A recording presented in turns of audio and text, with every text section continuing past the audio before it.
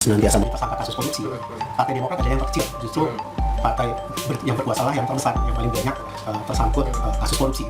Jadi ini penting kepada publik untuk dilakukan edukasi, meningkatkan literasi, coba cek and recheck informasinya.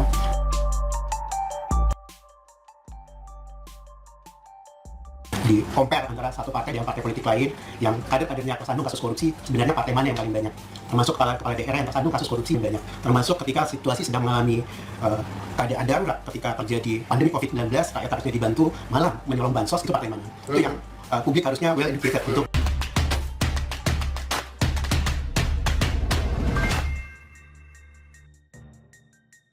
Wih, kader Partai Demokrat ajak adu banyak kader partai yang korupsi nih.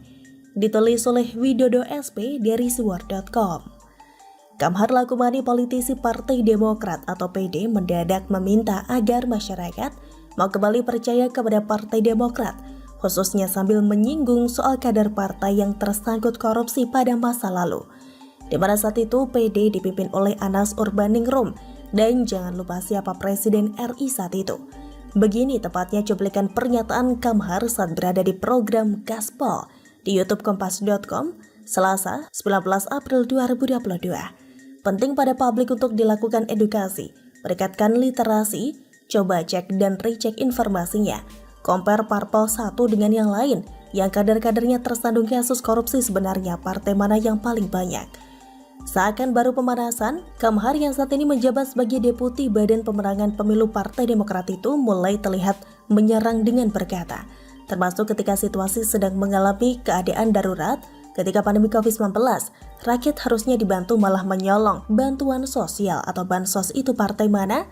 Yalah Pak, sebut aja nama partainya dan orangnya siapa saja. Kok nanggung begitu saat mau strike back sih? Nanti orangnya gak kerasa loh kalau disindir dengan nanggung kayak gitu. Lagi pula bicara soal kader partai korupsi, ya kalau mau dibongkar semua, rasanya di setiap periode kepemimpinan presiden selama 5 periode, pasti terdengar ada kader partai yang korupsi kok. Gak usah main banyak-banyakan dan menuding partai lain deh, karena kalau disesuaikan konteksnya, setiap pelaku korupsi sebenarnya kan mencoreng nama partai masing-masing juga. Betul?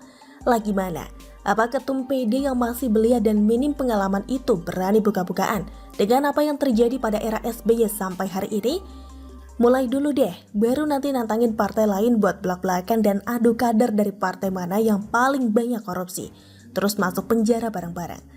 Sebenarnya dengan menudingkan jari ke partai lain, tanpa sadar sedikitnya Pak Kamhar sedang mengarahkan 3 jarinya ke arah diri sendiri, dengan fakta bahwa sampai hari ini kondisi PD juga nggak lebih baik dari Golkar, Gerindra, atau PDI Perjuangan misalnya. Lupakah dia dengan cara AHY naik sebagai ketum PD beberapa waktu lalu? Bagaimana dengan prestasi kader berusia muda di Kalimantan Timur yang tersangkut korupsi belum lama ini? Hasil kong kali kong dengan pejabat daerah setempat? Sudah lupa jugakah dia dengan kader PD Tempo dulu yang diduga kuat membawa perkakas ke Menpora?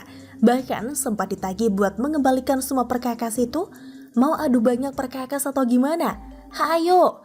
Jangan lupakan pula dosa abadi yang dulu pernah terjadi pada kader PD yang tertangkap kamera tidak hafal lagu Indonesia Raya, tapi masih bisa cengengesan itu. Meski kalau ditelisik bisa jadi ada kader partai lain yang tidak hafal lirik Indonesia Raya atau Pancasila, tapi kan yang ketahuan kan kader dari partaimu, Pak Kamhar. Bagi saya, ketika suatu perbuatan sudah terjadi, mau kapan terjadinya itu bagian dari masa lalu. Apalagi kalau orangnya sudah dihukum dan berada di penjara, ya sudah tentu tidak akan cawe-cawe lagi di kebijakan partainya.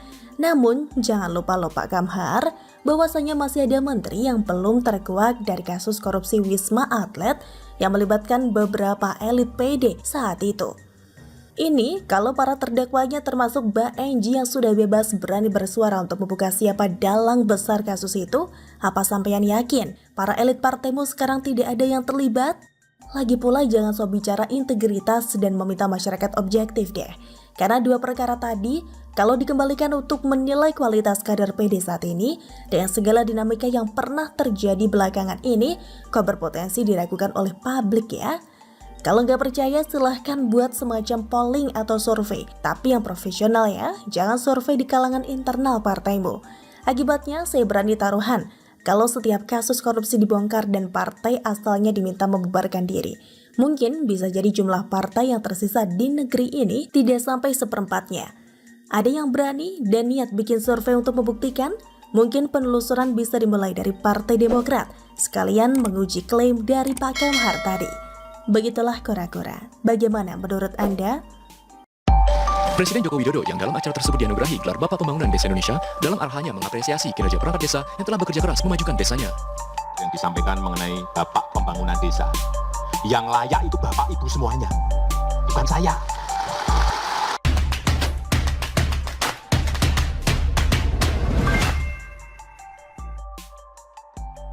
Kalau SBY disebut Bapak Perdamaian, sebutan berikut ini mungkin cocok untuk Pak D. Jokowi. Ditulis oleh Widodo SP dari suwar.com. Menyusul sebutan yang disematkan kepada Susilo Bambang Yudhoyono atau SBY yang disebut sebagai Bapak Perdamaian, ada berbagai wacana dan usulan yang muncul terkait sebutan apa yang dianggap paling cocok diberikan kepada Presiden Joko Widodo atau Jokowi. Dimulai dari Bapak Infrastruktur, sebutan yang lekat sekali dengan pencapaian pembangunan infrastruktur di segala bidang yang dilakukan pada masa pemerintahan Presiden Jokowi sejak tahun 2014 silam sampai hari ini, dengan puncak pada tahun 2024 nanti. Ribuan kilometer jalan tol sudah dibangun, bendungan di berbagai daerah yang merata tidak hanya di Pulau Jawa, hingga dikebutnya pembangunan dan renovasi bandara dan bangunan untuk menandai perbatasan Republik Indonesia dengan negara tetangga, khususnya yang sebelum era Presiden Jokowi terkesan dibiarkan seadanya saja. Ada pula yang mengusulkan agar Bapak Ibu Kota Negara atau IKN Nusantara dipertimbangkan sebagai sebutan untuk menghargai pencapaian Jokowi selama 10 tahun menjabat saat berakhir pada 2024 nanti. Sebutan yang tentu saja mengarah pada keberanian Jokowi untuk memutuskan program pemindahan ibu kota ke lokasi yang baru. Bagus sih, tapi kita masih perlu cermati juga usulan lainnya. Berikutnya ada sebutan Bapak Rekonsiliasi yang diberikan oleh Fahri Hamzah, dengan harapan agar nantinya Jokowi dapat kembali menyatukan masyarakat yang dianggap Fahri terpecah akibat pemilihan presiden maupun pemilu. Mungkin dia ingat adanya polarisasi tajam yang kalau mau diingat, kini menghasilkan sebutan-sebutan menarik seperti cebong, kampret, dan kadrun. Sah-sah saja mengusulkan sebutan yang paling tepat, asalkan sesuai dengan realitas berupa program kerja yang mampu diwujudkan lewat hal-hal yang bisa dirasakan secara fisik dan kasat mata sebagai peninggalan Jokowi kelak setelah selesai menjabat. Jadi harapannya bukan cuma anggapan karena kesukaan atau fanatisme yang berlebihan, karena segala sesuatu yang berlebihan itu biasanya tidak baik dampaknya.